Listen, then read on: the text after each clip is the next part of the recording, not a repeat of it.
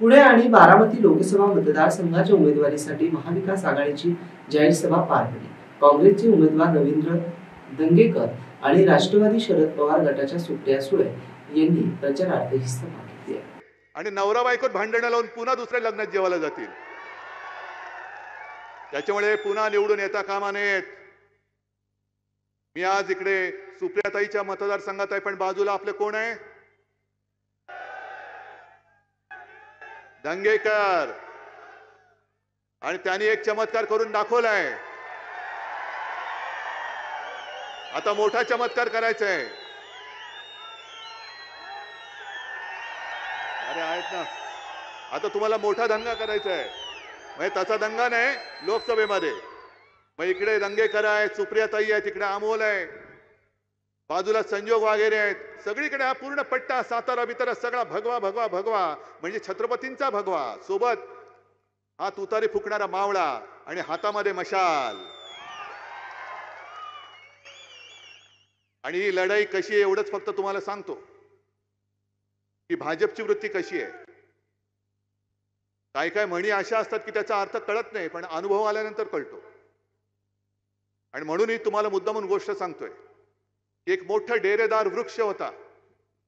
आता किती वर्षाचा मी काय बोलत नाही, तर पवार साहेब म्हणतील की अजून मी तरुण आणि तरुणच आहात तुम्ही, कारण तरुणाला लाजवेल असा उत्साह आहे तुमच्यामध्ये। त्याच्यामुळे तुमचा आणि झाडाचा वयाचा संबंध नाही, पण एक शेकडो वर्षाचं झाड होतं, चांगलं मोठा त्याचा बुंदा, मोठा त्याचा बुंदा होता, असा विस्तार होता। पानं फुलं छान डवरून यायची, प्रत्येक सीझनला पानं झडायची, नवीन पानं यायची, फळं यायची। मग झाडावरती काही बांडगुळं होती, काही माकडं खेळायची, काही पक्षी होते तिकडे। पक्षी तर दरवर्षी तिकडे घरटं बांधायचे आणि अनेक पक्ष्यांच्या अनेक पिढ्या त्या झाडावरती जन्माला आल्या होत्या।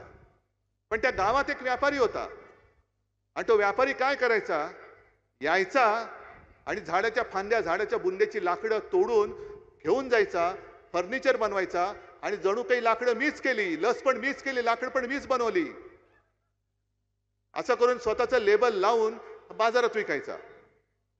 एक दिवस असंच सगळं छान चाललं होतं, पण तो व्यापारी कुऱ्हाड घेऊन आला आणि झाडाच्या बुंद्यावरती घाव घालायला लागला, लाकूड तर पाहिजे। सगळे चित्कारायला लागले, पक्षी चित्कारायला लागले, माकडं घाबरली। पक्ष्यांना वाटलं आता या झाडाला किती यातना होत असतील, किती वेदना होत असतील। एक पक्षी जो होता तो झाडाबरोबर बोलायचा आणि त्याला सांगितलं की अरे दादा, तुला खूप वेदना होत असतील ना रे। झाडाने काय सांगितलं, नाही हे लाकूड तोडतात त्या वेदना मी सहन करतो, पण खऱ्या यातना कशामुळे होत आहेत, तो व्यापारी जो कुऱ्हाड वापरतोय ना, त्या कुऱ्हाडीचा दांडा माझ्या लाकडाचा बनलेला आहे। ही व्यापारी वृत्ती। या झाडाचं लाकूड तोडून तेच झाड तोडायला लावताय, तुम्ही तोडू देणार आहात? अरे ज्यांनी बोटाला धरून चालायला शिकवलं, चालायला